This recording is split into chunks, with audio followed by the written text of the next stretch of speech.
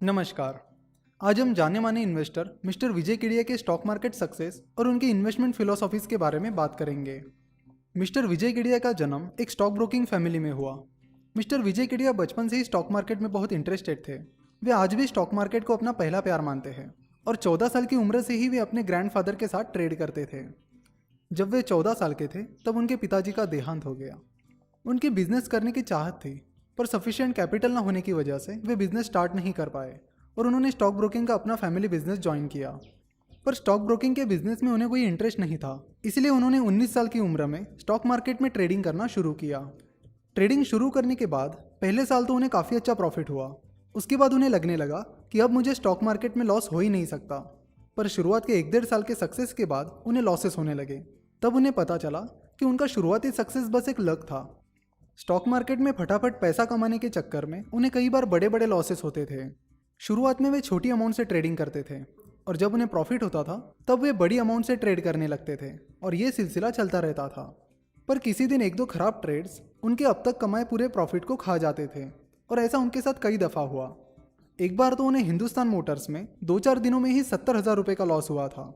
तब उनके पास उतने पैसे नहीं थे, तो उनकी माँ ने उन्हें अपने गहने बेचने के लिए कहा था।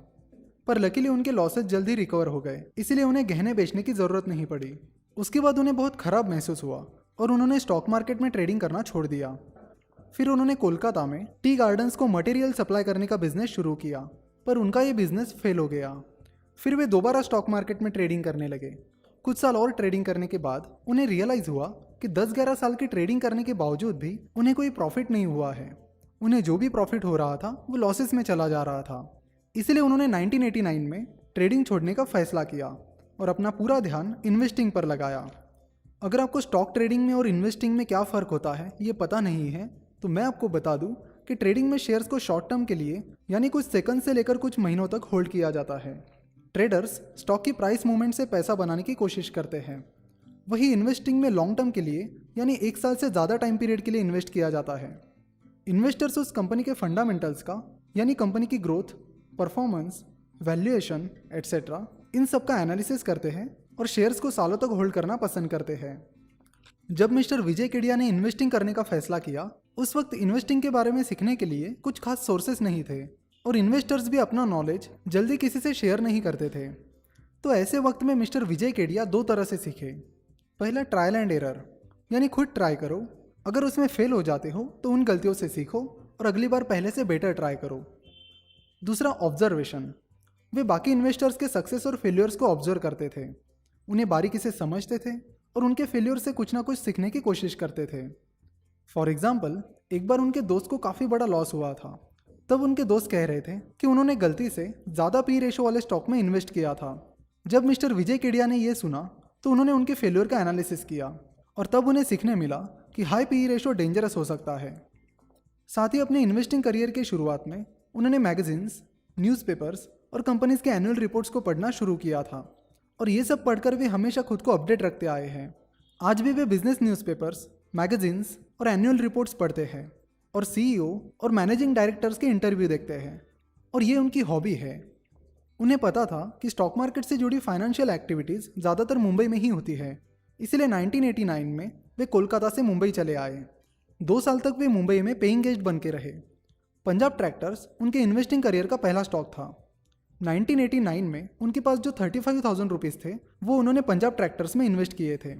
अगले 3 साल में पंजाब ट्रैक्टर्स 4 से 5 गुना बढ़ा। फिर उन्होंने पंजाब ट्रैक्टर्स के सारे शेयर्स बेचकर एसीसी में इन्वेस्ट किया। उस वक्त एसीसी की प्राइस 300 रुपये थी। एसीसी का स्टॉक धीरे धीरे बढ़ता गया और हर्षद मेहता बुल रन के कारण तुरंत ही 3,000 रुपये तक पहुंच गया। 3,000 रुपये की प्राइस पर मिस्टर विजय केडिया को एसीसी ओवर वैल्यूड लगा, इसीलिए उन्होंने एसीसी के सारे शेयर्स बेच दिए और उन पैसों से मुंबई सबर्बन में एक अपार्टमेंट खरीदा और बाकी पैसों से कुछ दूसरे स्टॉक्स खरीदे। फिर हर्षद मेहता स्कैम के बाद जो मार्केट क्रैश हुआ उसमें उन्हें काफ़ी नुकसान हुआ। उस पर वे कहते हैं तब कुछ कंपनीज में उन्होंने कंपनी के मैनेजमेंट और क्वालिटी को देखे बिना इन्वेस्ट किया था और उस मार्केट क्रैश में वो स्टॉक्स तुरंत गिर गए और अपनी गलतियों की कीमत मुझे चुकानी पड़ी। उसके बाद उन्होंने अपनी इन्वेस्टमेंट फिलॉसफी पर बिल्कुल भी कॉम्प्रोमाइज़ नहीं करने का फैसला किया। एजिस लॉजिस्टिक्स को उन्होंने 14 रुपीज़ की प्राइस पर खरीदा था और 500 रुपीज़ की प्राइस पर बेचा था, जिसमें उन्हें लगभग 4000% रिटर्न मिला था। इनके अलावा भी उन्होंने कई सारे स्टॉक्स में मल्टीबैगर रिटर्न्स कमाए हैं। उन्होंने अतुल ऑटो 5 से 10 रुपए की एवरेज प्राइस पर खरीदा था। पहले 4-5 साल में अतुल ऑटो के स्टॉक में कोई मूवमेंट नहीं थी, पर मिस्टर विजय केडिया को अपने कन्विक्शन पर और अतुल ऑटो के मैनेजमेंट पर पूरा भरोसा था और अगले कुछ सालों में अतुल ऑटो की प्राइस 500 रुपये के ऊपर चली गई। तो इससे हमें मिस्टर विजय केडिया के पेशेंस के बारे में पता चलता है। और वे हमेशा कहते भी है कि हर इन्वेस्टर के पास 3 क्वालिटीज़ होनी चाहिए: अच्छे स्टॉक्स ढूंढने के लिए नॉलेज, उन स्टॉक्स को सफिशिएंट क्वांटिटी में खरीदने के लिए करेज यानी साहस, उस स्टॉक को होल्ड करने के लिए पेशेंस, क्योंकि कई बार मार्केट को स्टॉक की रियल वैल्यू पता चलने में वक्त लगता है। स्टॉक चुनते वक्त मिस्टर विजय केडिया की पहली प्रायोरिटी कंपनी का मैनेजमेंट होती है। वे इन्वेस्टिंग करते वक्त कंपनी के मैनेजमेंट को अच्छा खासा वेटेज देते हैं। कंपनी का मैनेजमेंट क्यों इंपॉर्टेंट है, इसे समझाने के लिए उन्होंने एक बार एक एग्जाम्पल दिया था कि हाईवे मतलब कंपनी या इंडस्ट्री की ग्रोथ होती है, कार मतलब कंपनी होती है, शेयर होल्डर्स उस कार में पैसेंजर्स होते हैं और मैनेजमेंट उस कार का ड्राइवर होता है। तो अगर कार अल्टो भी है और ग्रोथ यानी हाईवे अच्छा है और मैनेजमेंट यानी ड्राइवर भी अच्छा है, तो वो अच्छी तरह से कार यानी कंपनी को चलाएगा और डेस्टिनेशन तक पहुंचा देगा।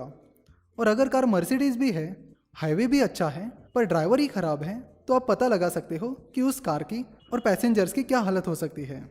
इसलिए कंपनी में मैनेजमेंट का रोल बहुत इंपॉर्टेंट है। वे कहते हैं कि इन्वेस्टर्स को कंपनी के मैनेजमेंट को अच्छी तरह से चेक करना चाहिए। जब इकोनॉमी, इंडस्ट्री या कंपनी खराब टाइम से गुजर रही थी, तब मैनेजमेंट का परफॉर्मेंस कैसा था और उस खराब वक्त में किस तरह उन्होंने कंपनी को चलाया। उनके अनुसार अगर कंपनी का मैनेजमेंट खराब वक्त में कंपनी को अच्छी तरह से बाहर निकालते हैं, तो वो मैनेजमेंट अच्छे टाइम में कंपनी को तेज़ी से आगे ले जा सकते हैं। आपको मैनेजमेंट के फ्यूचर प्रोजेक्शंस भी देखने चाहिए, यानी मैनेजमेंट कंपनी की फ्यूचर ग्रोथ के बारे में एम्बिशियस है या नहीं, ये चेक करना चाहिए।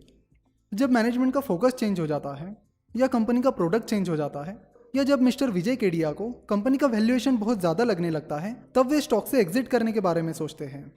मिस्टर विजय केडिया बहुत केयरफुली अपनी इन्वेस्टमेंट स्ट्रैटेजी बनाते हैं और उसके अनुसार ही इन्वेस्टमेंट करते हैं। उनके कई सारे स्टॉक पिक्स फेल भी हुए हैं, पर उन गलतियों से सीखकर उनका उपयोग उन्होंने बड़े प्रॉफिट्स बनाने के लिए किया। इसलिए वे कहते हैं कि मैं जितना भी छोटा मोटा सक्सेसफुल इन्वेस्टर बन पाया हूँ, उसके लिए मैंने बड़ी बड़ी कीमतें चुकाई हैं। कई सारे लॉसेस हुए हैं और कई साल इस पूरे मैकेनिज्म को समझने में गए हैं। मैं आज यहाँ तक आया हूँ, इसका बहुत सारा क्रेडिट मेरी गलतियों को जाता है, क्योंकि उनसे सीखकर ही मैं यहाँ तक पहुँच पाया हूँ। नए इन्वेस्टर्स के लिए वे कहते हैं कि हमेशा अपना एक फिक्स इनकम सोर्स बना के रखो, क्योंकि स्टॉक मार्केट बहुत वोलेटाइल है और उस पर आप फिक्स इनकम के लिए डिपेंड नहीं रह सकते। और हमेशा बिजनेसेस के बारे में पढ़ते रहिए और अपडेट रहिए, क्योंकि इन्फॉर्मेशन और नॉलेज आपको अच्छे स्टॉक्स ढूंढने में मदद करेंगे। उनका मानना है कि इन्वेस्टर्स को स्टॉक मार्केट को एक इन्वेस्टमेंट की तरह देखना चाहिए।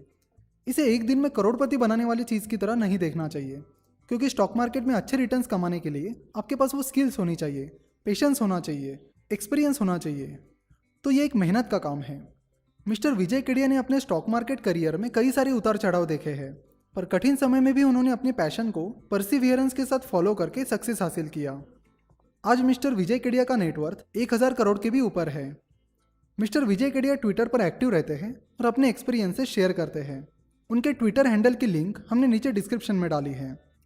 अगर आपको ये वीडियो पसंद आया है तो ज़रूर इसे अपने फ्रेंड्स के साथ शेयर करें, ताकि उन्हें अपने कंट्री के सक्सेसफुल इन्वेस्टर मिस्टर विजय केडिया के बारे में और उनके इन्वेस्टमेंट प्रिंसिपल्स के बारे में पता चले।